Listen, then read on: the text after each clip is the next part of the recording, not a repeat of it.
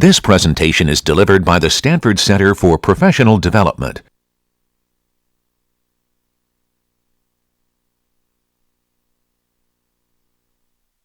All right, C++ plus Java versus Java. It's like a death match.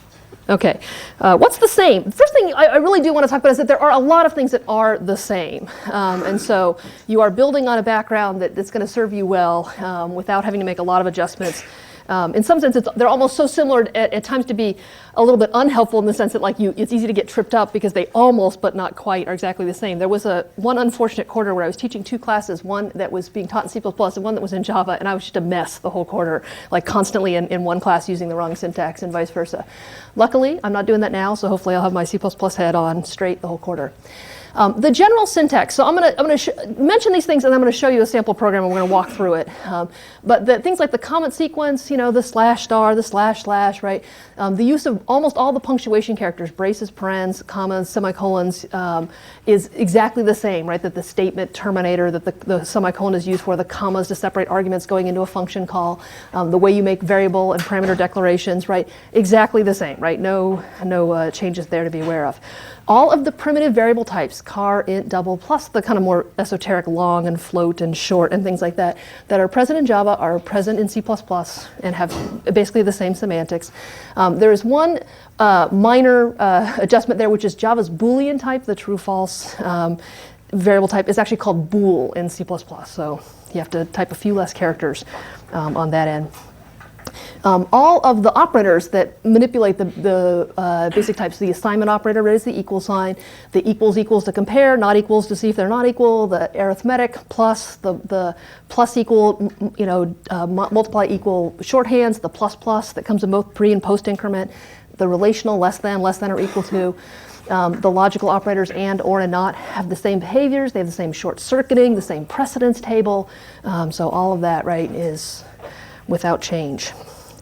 The control structures, so for redirecting control flow and making choices about what code to execute when, the for and while loop mechanisms, the if with the optional else, the switch statement, which you may or may not have seen, but you can definitely look up in the text if you haven't, right, that kind of has like a variant of the if-else that lets you decide based on the value of something which case to move into.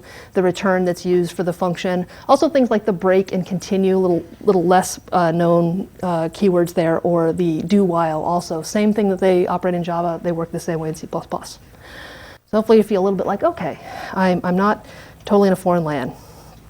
Let's look at a complete C++ program. So this one is printed in handout 4, if you want to follow along there and make notes on it as we talk it through. And what I'm going to do here is I'm actually planning on just kind of walking through this almost line by line to kind of just point out some of the things that are different. And then I'm going to move to the compiler and we'll do a little bit of experimentation with developing and writing some code and manipulating something that looks like this to just kind of get some of our bearings about what things are going on. Okay, so first off, just some general structure, right? A C++ program is traditionally written in a text file with the suffix somename.cpp for C++. There's actually some other names that sometimes get used like .cc or .C that are also accepted by a lot of compilers. So some text extension though that identifies that this file has C++ code. There's a couple variations. We'll use CPP. The program is traditionally, in a simple form, is just one file, just that one CPP file with all of the code that's necessary to be in there. So let's take a look at it. This one starts with a comment, always a good idea, right? Using the / multi-line comment to identify it. It says, oh, this is average.cpp, and it adds scores and prints their average, right? So just like all the good style habits that you have in Java, hopefully translate quite well to C++ about just explaining to the reader where we're going and what we're doing. The next 3 lines are pound include statements. Pound include is analogous to the Java import. So the C++ compiler is pretty rigid about wanting to see things kind of in the proper order. Before you start using some facility, it wants to know about it. That's really part of kind of the safety of making sure you're using it correctly. So if you plan on drawing something to the screen and doing some graphics, it wants to be sure you're making calls to the graphics functions correctly with the right arguments, the right names, the right arrangements. And so in order to know that, it has to ahead of time have seen that that bit of structure and interface. And so the way this is done in C++ is through these interface or include files. And the pound include mechanism is really fairly primitive. It basically says, look for exactly a file with the name genlib.h and take its contents and kind of dump them right here. The contents of genlib.h and simpio.h are actually, to give you just a little insight, we're going to see them more later, list the operations and the facilities that are available in this particular header that we're trying to include. In this case, the genlib is a 106 specific header that all our programs will include. It gets us set up with some basic foundations. The simpio is our simplified I/O header that adds some features for interacting with the user at the console. The next one down there, right, is include IOStream. IOStream is a C++ standard header. And that helps to point out the difference between why in one place I was using double quotes to name the header file I'm looking for. In one place I'm using angle brackets. That this is a way that's distinguished for what header files are what are called system standard. And it looks for them in a particular place where the standard header files are. Those are always enclosed in the angle brackets. And then in double quotes are local headers that are specific to this project or this environment, right, that are not C++ standard. So whenever you see these double quotes, you'll think it's my own local headers or headers from the cs106 libraries. Anything in angle brackets is a system standard header you'd find everywhere. So it kind of matches like what you do in import, right? You say, I'm going to be using these features from this class. Let me import its features into here so that the compiler knows about them. Next little line I got here is a declaration of a constant. This is the const whose name is numScores. And so it looks a little bit like a variable declaration, right? From this point over, right, you see I have int numScores equals 4, semicolon. Looks a lot like a variable declaration. The const in the front of it is our way of telling the compiler that this particular value, right, once assigned will not change. So it is equivalent to kind of the use of final in the Java language in many ways. To say that. And so this is being declared kind of outside of context. So maybe one point to make here, right, is that C++, right, it derives on more than one way of expressing code in what we call its paradigm. So Java is a completely object-oriented language. Every line of code you wrote went inside a class. It's all about classes. You wrote this class that manipulated the thermometer. You wrote this class that, you know, drew with the turtle or whatever. But there was no code that ever existed outside of a class. It always was. You started off with public class something and you started writing methods that operated on that class. Maybe they were static or maybe not. And that the way you started code was always to say, start from this class's main to get work done. C++, right, is a hybrid language. It has object-oriented features. It has the ability to define and use classes, and we'll see that quite extensively. But it also inherits the legacy of C, which is pre this whole object-oriented development, where it operates more procedurally, they call it, in the procedural or imperative paradigm, where there are functions that exist at the global level that don't have a context of a class that they operate in. There's not some this that's being received the message and operating. They're just functions that exist outside this, like a little set of things to do that don't live inside a class. And for much of the term, we're going to be doing stuff in a very procedural way, at least in the code we write, and we will use a lot of objects. So we'll actually be mixing and matching a little bit of those paradigms together. So using the procedural paradigm to write a lot of code that then happens to manipulate objects using an object-oriented set of features. So in this case, right, the program here, this is just actually up at the top level, and it's saying this is a global constant that's available anywhere in the file after this declaration. I can use the numScores, which will refer back to this without any further adornment. The next thing underneath that is a prototype. So this is actually a little bit of a novelty that in Java you are allowed to declare, if you have three methods, A, B, and C, and maybe A calls B and B calls C, you could declare A, B, and C in any order that's convenient for you. You want to put them alphabetically, you want to put them in the order they're called, you want to put them in the order that the kind of top to bottom down or bottom up. It doesn't matter, because the Java compiler kind of looks at everything once and then kind of goes back to get the whole picture. C++ tends to want to look at a file once, kind of top to bottom, and not have any reason to go back and revisit things. It happens that in the main function, which is the one where code starts from, I want to make a call to this getScores and average function. And if I had left this prototype off and I had this code here, when it gets to this line where I'm making that call, the compiler hasn't yet seen anything about get scores and average. It's actually on the next page. And it will complain. It will say, I don't know what this function is. You haven't told me about it. It came out of nowhere. And this prototype is our way of informing the compiler about something that's coming up later. And so the prototype tells about the return type, the name of the function, the type and names of the arguments and the order of them, and then ends with a semicolon. It's just it matches exactly the function header that we'll see on the next page, and it just tells the compiler in advance, here's something that's coming up later in the file, is a function with this name and this signature. So something you didn't have to do in Java, but is a part of the C++ world. There's actually an alternate way I could have done this, which is when I show you the code for get scores and average, if I actually just define them in the other order, I could avoid that separate prototype. And it's a little bit of a matter of personal taste, which way you feel comfortable doing it. So let's look at this guy. So main is special. The actual name, lowercase M-A-N-E, M-A-I-N, whatever. I'm a terrible speller, by the way. Has no arguments, returns an integer type. This is the function in a C++ program where execution starts. There can be exactly one main function with this name and this signature, and it will, when the program kind of gets up and running, the first thing it does is start executing the lines of code that come in this function. So no objects are created or any kind of fancy outer structure the way it might be in Java. It just immediately just goes here and just starts doing what you told it to do. So main has a special role to play in any program. What this program does is first print something. And this is the C++ syntax for printing things out. Even if you haven't ever seen it, you probably can get a little bit of an idea of what it's trying to do if you just kind of step back from it and squint a little. It looks a little bit like system.out.println. This is what's called the console out, the standard out here that's on the left-hand side.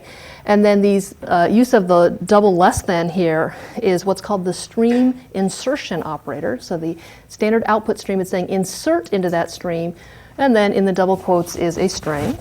This program averages. And then it says insert next to that the num scores, which is this constant. It got the value from above, and then another string. And then at the very end, there's this little end L, which is the end line insertion, what's called a stream manipulator. That says at the end of this, put a new line and start any subsequent text on the next line. So in Java, right, that would look like a system.out.println of this program averages plus the num scores plus that using the string concatenation and conversion stuff in Java. It looks a little bit different in C++, but in the end result, right, it's a matter of printing out a bunch of things, numbers and strings intermingled, new lines, nothing too fancy there. Okay. The next line is make an at call to that function that we've earlier told it about, but we haven't yet seen the code for. That makes a call to get scores and average. It passes the constant num scores and says that's how many scores. It turns out that parameter is used to decide how many iterations to run the loop, requesting values, and then it returns the average of the values entered. And then we take that number, so we stored it in a variable. So this just shows that in C++, right, you can declare variables anywhere, either at the start of a block, in the middle of a block, kind of where they're at, and just like you can in Java. And then we took that value, stored it in this variable, and then used it in the next print statement. And then finally, last thing we have is a return 0. The signature for main in C++ always returns an integer. That integer is not all that useful in most situations. It's intended to be a kind of a return that tells the operating system who invoked the program whether everything completed successfully or not. By default, the value that's used to show successful completion is 0. So unless you have some other reason, it is return 0 that you'll always see at the end there. In reality, if you were to return something else, you won't see a lot of other differences. You turn -1 or 642. In most contexts, that number is almost ignored. So, but it is there just to kind of make tidy. I'm about to flip to the next part. And this is the decomposed function, right, that main made a call out to, that does the averaging of the scores. Got a little comment on the top, right, that tells a little bit about how it works. Always a good idea to kind of get some documentation in there that's helping the reader get oriented. That same matching of the prototype that was given earlier, same name, same argument, same things, but instead of ending with that semicolon, it goes into the body. So sometimes we'll call these very similar terms, this we'll call the definition or the implementation of a function, and that earlier just introduction of it is called its declaration or its prototype. And they should match, and they're just there to give warning of something coming up later in the file. It initializes a sum to 0. It runs a standard for loop here. Like Java, we tend to count from 0 as computer scientists for kind of a long legacy reason and a little bit of efficiency, where instead of going from 1 to num scores, we actually go from 0 to num scores minus 1. Sure, why not?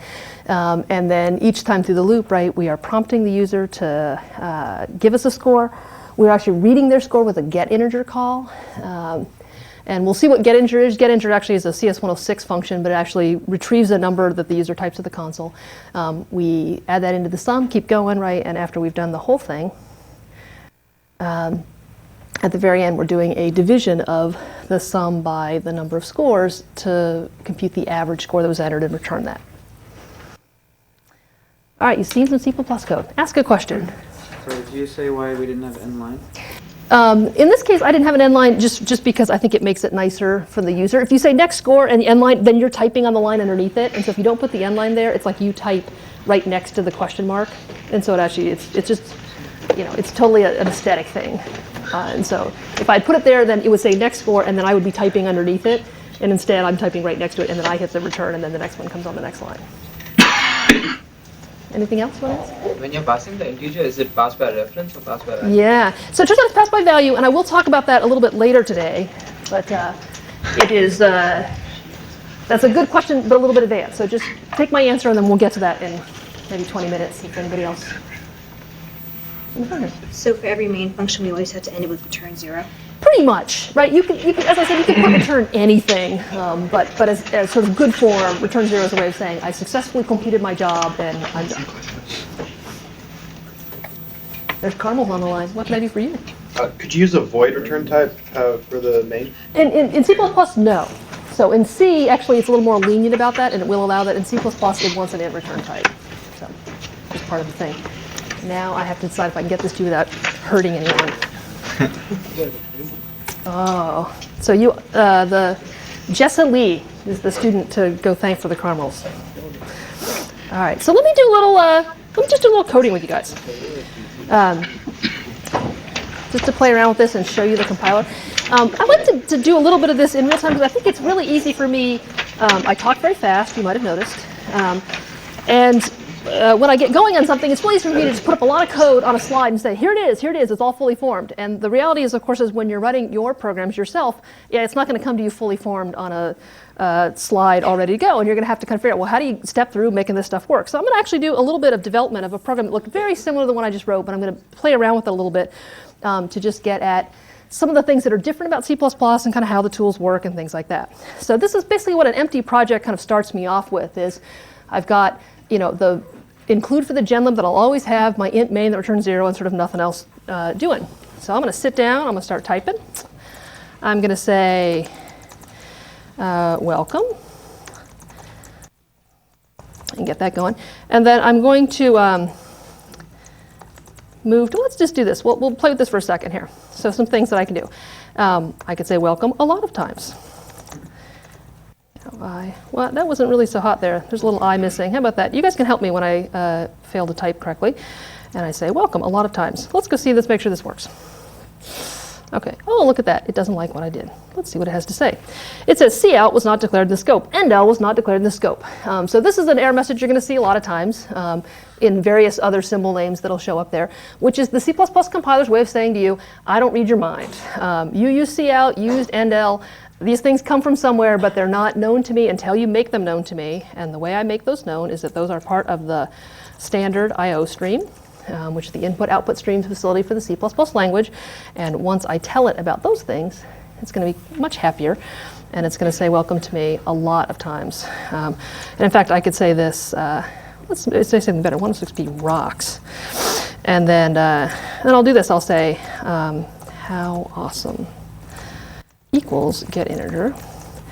And I will, so it might help if I move this up a little bit so we can see how awesome, how much do you love 106b? So here I won't use my end-l, so we'll see how the prompt comes out. I'm going to get an integer from them, and then I'm going to use that to write how awesome that many times. Okay, so what is it not like about that?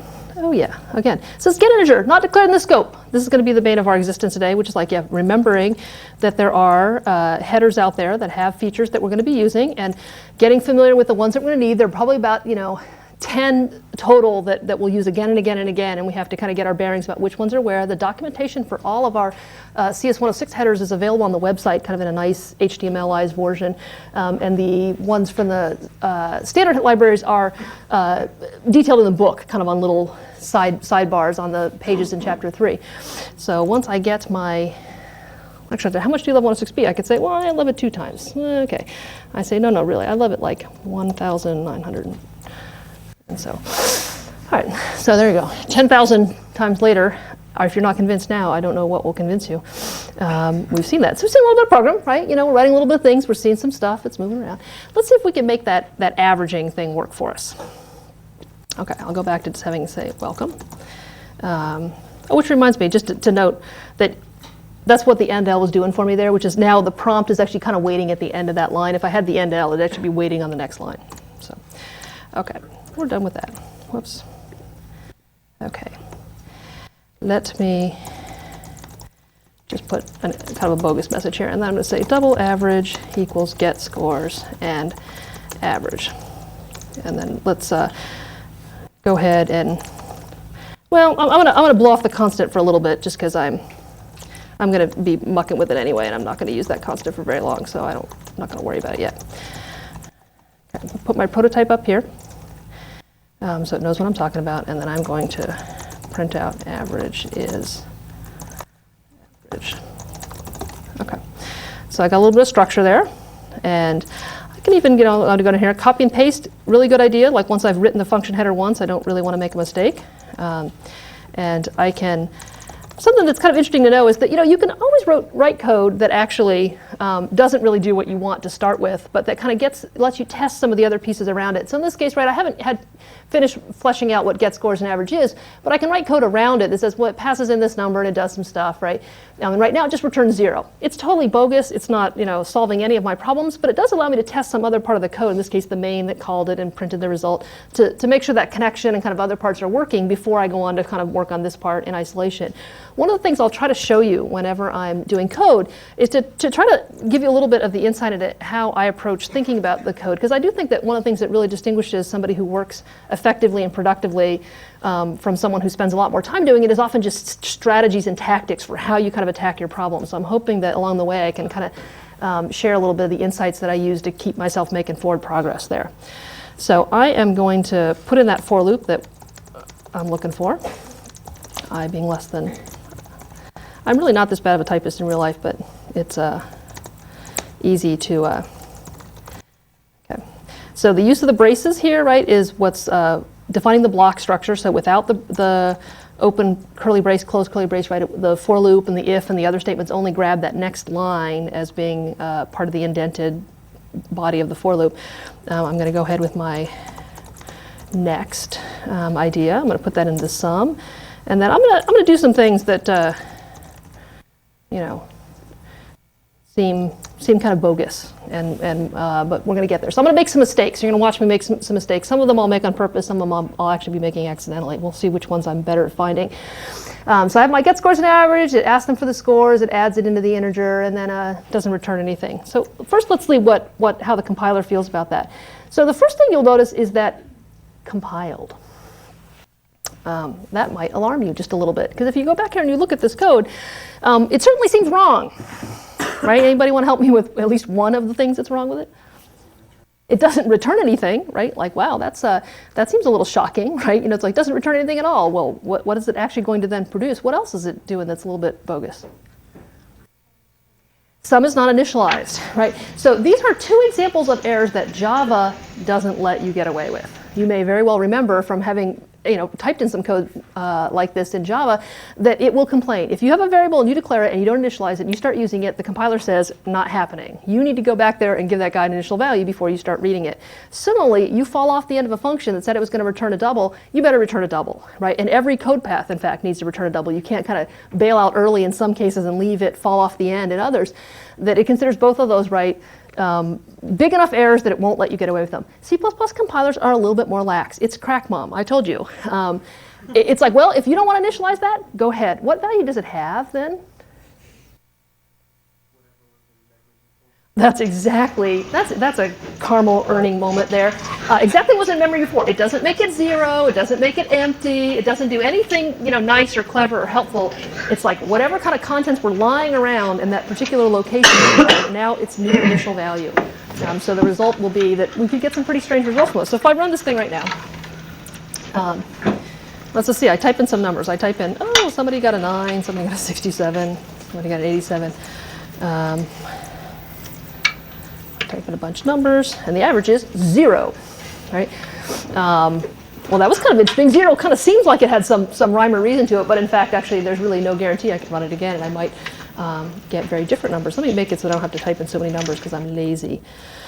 And I put in 5, 6, 7, 8. I got 0 the second time. Well, see, good luck for me. Let's go ahead and start fixing some of this stuff. So the thing to note is that the compiler isn't nearly as aggressive about being on your case about things, so it does require a little bit more monitoring on some of these things, that seeing this result and then kind of going back and kind of figuring out how I got into this situation. So let me get that guy an initial value, and then let me put a return down here.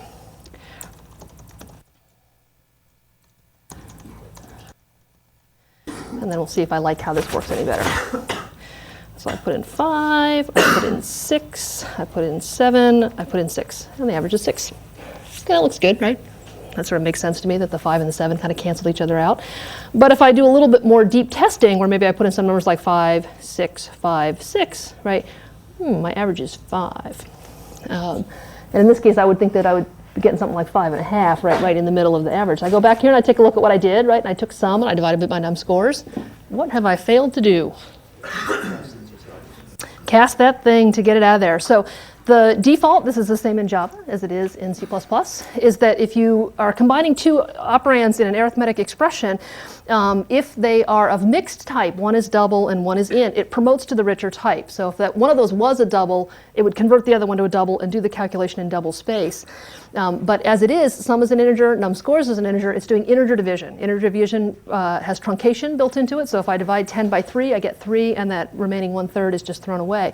Even though the result is double, that sort of happens after the fact. Like it does the calculation integer space, the 10 divided by 3, it gets the 3 integer result, and then it says, oh, I have an integer here, I need to convert it to a double on my way out, and it takes that and turns it into 3.0.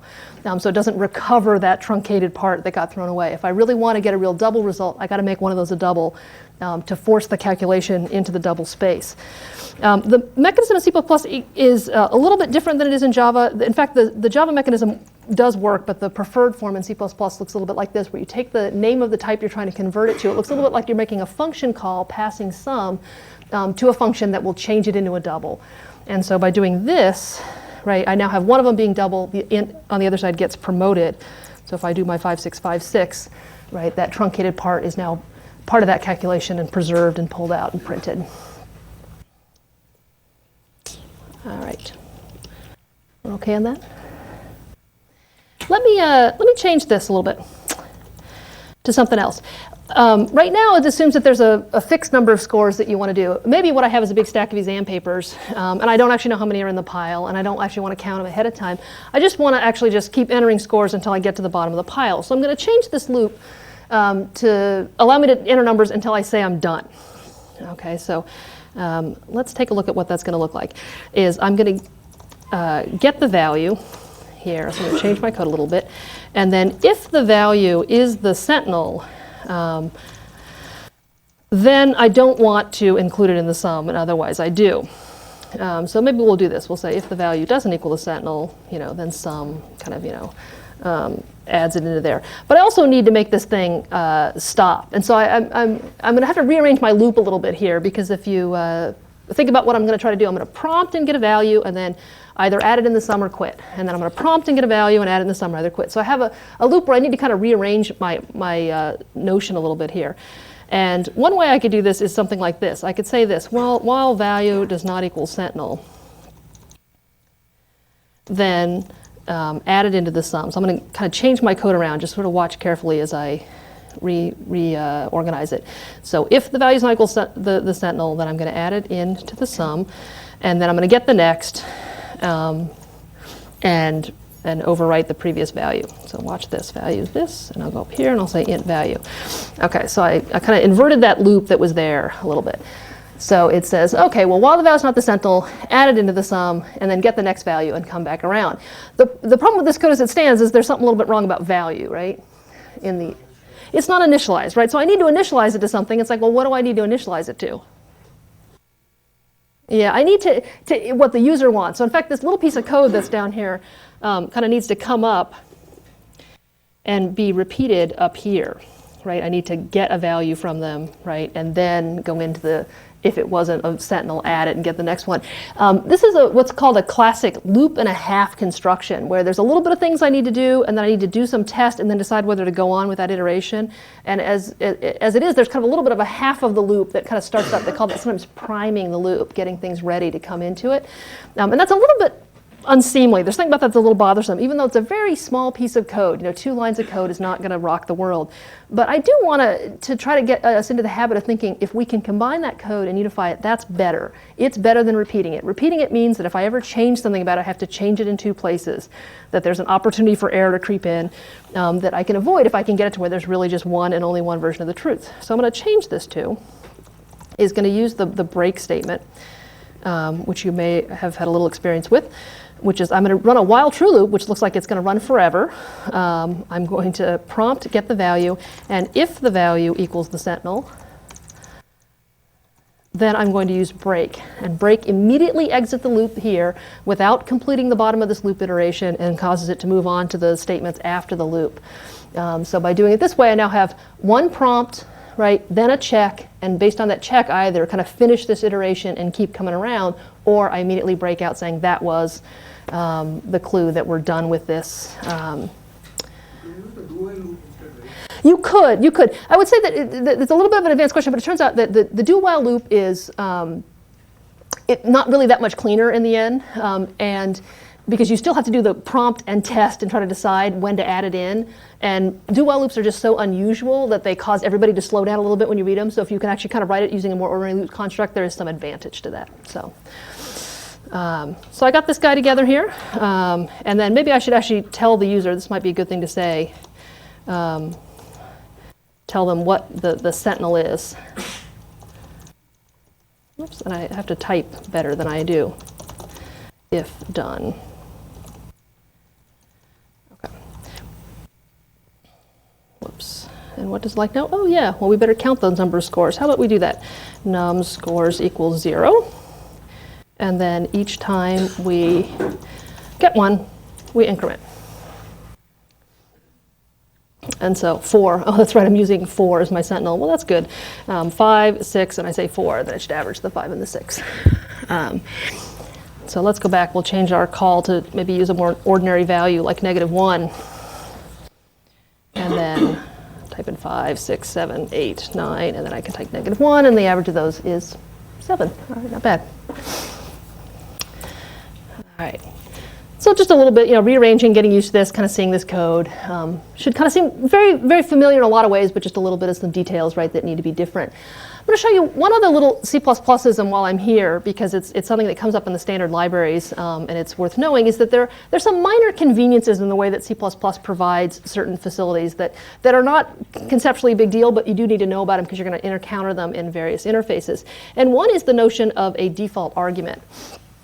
That in the prototype for a function, there at times, and this is no longer num scores, I should really be more clear about this, that's the sentinel now, that there are arguments to a function where it's almost 90 or some very large percentage of the time always going to want to be a certain value, but you still want to leave it open for the user to specify a different value in the cases where they don't want to use that standard value.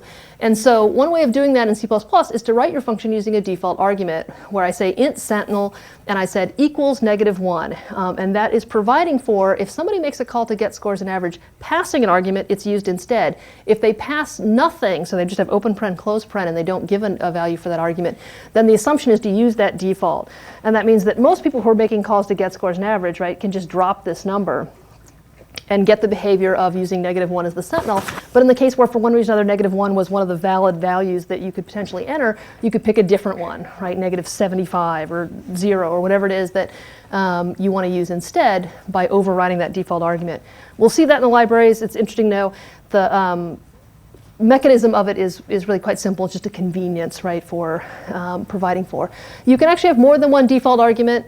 Subsequent arguments right over there. The idea is that you can only leave off when you're making the call kind of the lastmost argument, and then from there other ones, because it has to kind of figure out how to match them up. So it matches the arguments left to right, and as soon as it runs out of arguments, it assumes everything from there has to be used its default argument for it to match that call. So it allows for, you could have 3 arguments of which you could specify 2 or 1 or 3 if they all had defaults, if you needed that. It's not that common, but it does kind of come up.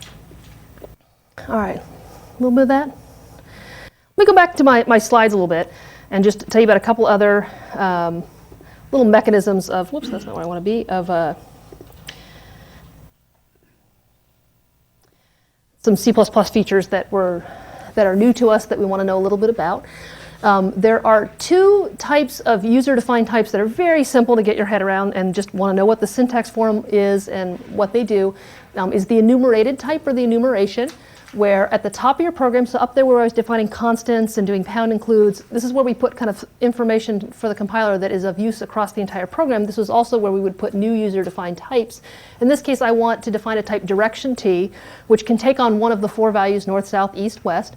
And that whole package up there, that enum, direction t, north, south, east, west, is the way of defining the new type. You're saying direction t now comes into the space as a name that can be used for variables, parameters, return types. Any place you could have used int, you can start using direction t. And it has the expectation that variables that are declared of direction t will be holding one of those 4 values. And it's like north, south, east, and west got defined as constants. And they are by default assigned the values actually 0, 1, 2, 3, just in order unless you do anything special. And then you can use them. You can do things on enums that are very integer-like. You can assign them. You can compare them. You can actually use less than and greater than.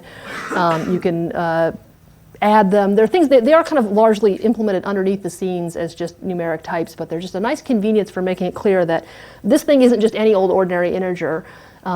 It's specifically it should be kept into this constraint range and mean something a little different. So it's just a nicety. Does not have a lot of heavyweight features associated with it, but kind of a nice way of documenting that something is this kind of setup.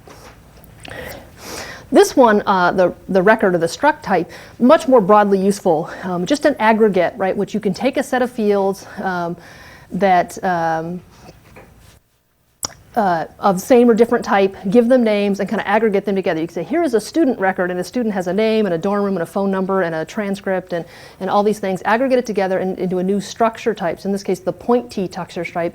And so like this is the kind of thing you'd put up at the top of your code that says, here's what's in a point t, the field names and their types. And a little point of noteworthy error producing is that there really does have to be a semicolon at the end of this. Similarly, there has to be a semicolon at the end of the enum declaration for direction t. If you forget to do that, there's a kind of a cascade of errors out of that are really a little bit mystical the first time you see them. You learn to actually identify this quickly later on, but it ends that declaration and then allows the compiler to move on to the next thing, not kind of assuming you're still doing some more work with this. Once you have this type declared, you can make variables, return types, parameters, all that stuff, and then the access to the members within the fields within a struct looks like access to an object did in Java, where you have the variable name on the left, and then a dot, and then on the right, the name of the field you're accessing, setting, reading.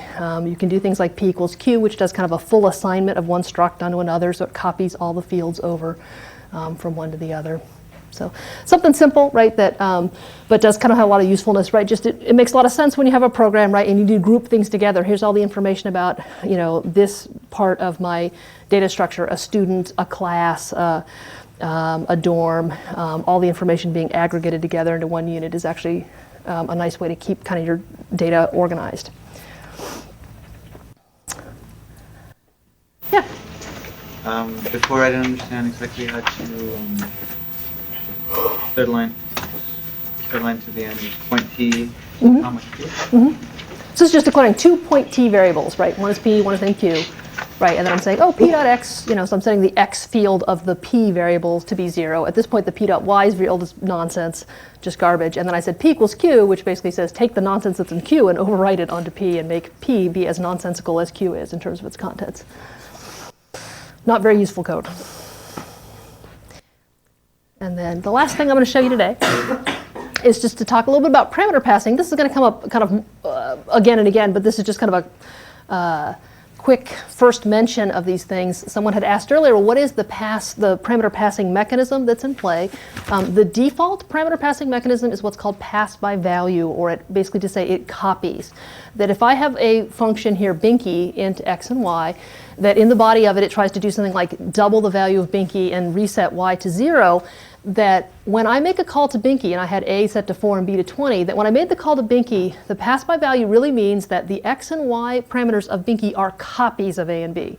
They are distinct, right? They are new integer variables, new space, new storage, and they got their initial values by taking the current values of a and b and copying them, but changes to x and y affect binky's context only. And so that 4 that came in here and got doubled to 8, that y that got set to 0, are live here, but when binky exits and we get back to main, a and b still are 4 and 20. So it just did full copies of all and this is true for all types of structs and enums and ints and cars and all that. It's copying the data, operating on a copy.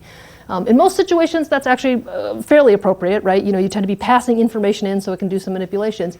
In the situation where you really want to be passing in and having changes be permanent to it, change the values, there is an alternate declaration where you add an ampersand to the type. So instead of being an int, it's an int ampersand. And that changes this parameter from being a pass by value to a pass by reference or a reference parameter. In such a case, right, when I make a call to binky, this first argument will not be a copy. The second argument is still a copy because I haven't changed anything about it. But when I say binky of a and b, what the binky function is actually getting in that first argument is not a copy of the value 4. It's getting a reference back to the original a. And then for the y parameter, it's getting a copy of 20. So when it makes this change over here of trying to take x and double its value, it really did reach back out and change a. And so after this, right, a would be 8, b would still be 20. So it allows for you to pass some data in, have it be manipulated and changed, so updated, adjusted, you know, and whatnot, and then come back out and see those changes. That is, for certain situations, very useful. This mechanism doesn't exist in Java, right? There's not a pass by reference mechanism, so this is likely to seem a little bit bizarre at first. We will see this a lot, so this is maybe just our first introduction to this. We're going to come back to this more and more. One thing I will note is that the primary purpose of this is to allow you to kind of change some data, pass it in, have it be changed, but it also gets used in a lot of situations just for efficiency reasons, where if you have a large piece of data you're passing in, a big database, that to copy it could be expensive, and especially for this larger things, right? That copying just so you can hand it off to a function to print it would be unnecessary, and so by using the reference parameter in those situations, you're actually just allowing it to avoid that copy overhead and still get access to the data. So sometimes you'll see it used both for changing as well as efficiency. Okay. I'm not going to show my last slide, but that's what we're going to be talking about on Monday. We'll talk about libraries. So looking at chapter 3 is the place to go in the reader. I'm going to be walking over to Termin momentarily, and I would love to have somebody come and hang out with me. Otherwise, have a good weekend. You have nothing to do for me. Enjoy it. It's the last weekend in which you will not be my slave.